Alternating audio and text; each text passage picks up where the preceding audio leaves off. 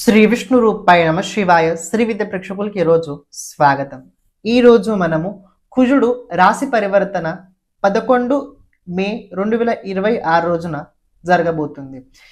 ఇది కుజుడు మీన రాశి నుంచి మేష రాశి లోపల వెళ్ళబోతున్నాడు.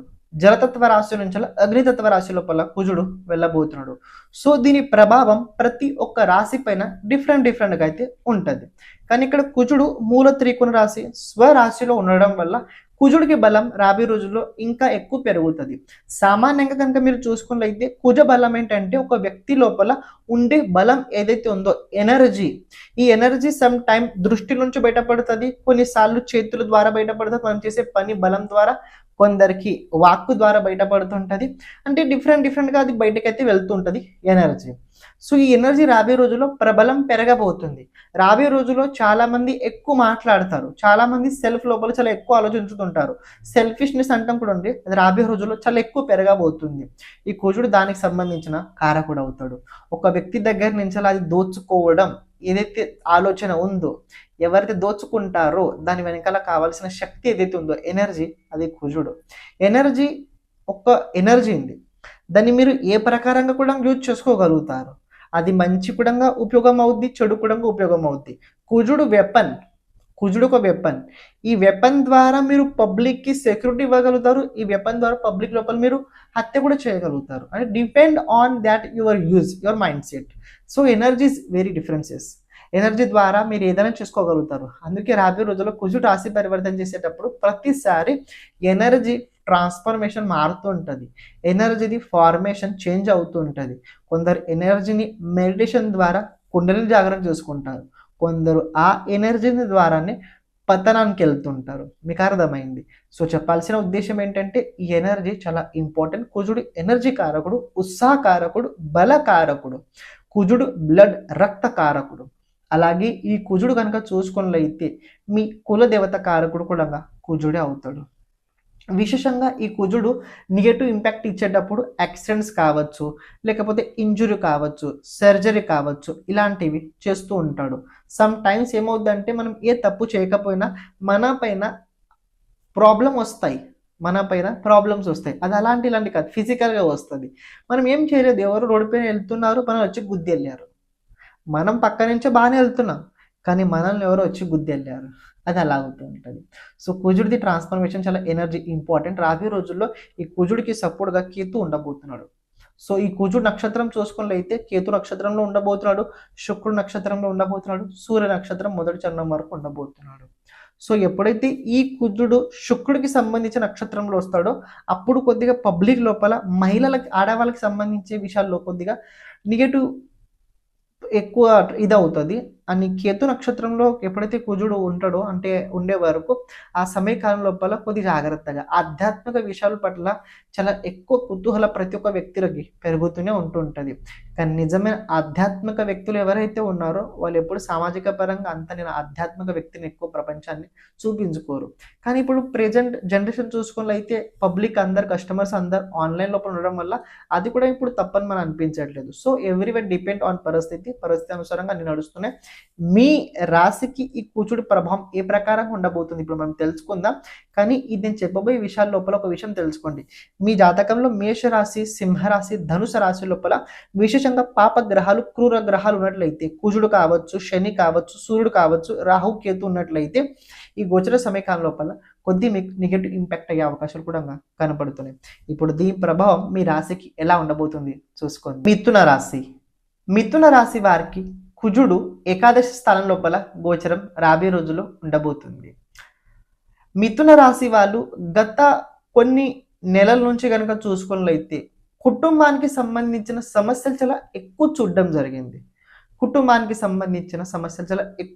జరిగింది. దాంతోపాటు మెంటల్ ప్రెషర్ చాలా ఎక్కువ పెరగడం జరిగింది. రాబోయే రోజులు అలా కాదు. రాబోయే రోజులు ఏంటంటే మీ ఆలోచన ప్రవృత్తి మారబోతుంది, మీ ప్రవర్తనలో చాలా మార్పులు జరగబోతున్నాయి, మీ వ్యక్తిగత వికాసం లోపల చాలా మార్పులు అయితే జరగబోతున్నాయి. కుజుడు ఏకాదశ స్థానంలో వచ్చిన తర్వాత స్వరాశి మూల త్రికోణ రాశిలో ఉండడం వల్ల ప్రాప్తి యోగం అంటారు దీన్ని, ప్రాప్తి యోగం. కుజుడు మామూలుగా ఏకాదశ స్థానంలో ఉన్నా కూడా చాలా మంచి రిజల్ట్స్ ఇస్తాడు. కుజుడు ఉపచ భావాల లోపల 3rd, 6th, 10th, 11th ఈ హౌస్ లో కనుక గోచరంలో కుజుడు స్వరాశి, మూల త్రికోణ రాశి, మిత్ర రాశిలో ఉన్నా కూడా మంచి ఫలితాలు ఇస్తాడు.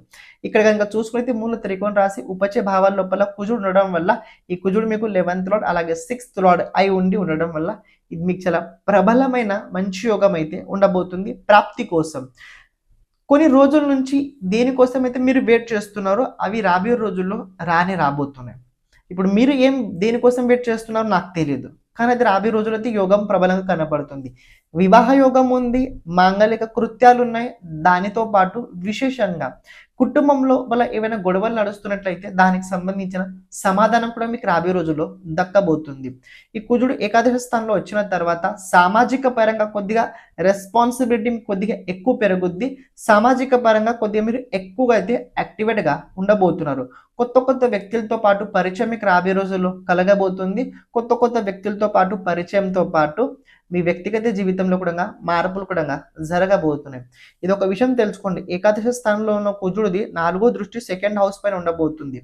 భోజనం చాలా ఇంపార్టెంట్. భోజనం సరైన భోజనం చేయండి. మసాలా పదార్థాలు అస్సలు తినకండి. కొద్దిగా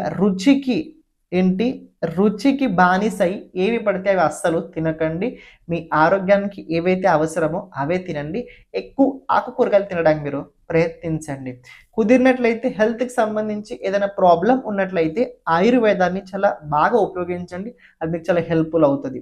రాబోయే రోజుల్లో నది స్నానం చేసే అవకాశం ఉంది. తీర్థక్షేత్రాలు, యాత్రలు కనపడుతున్నాయి.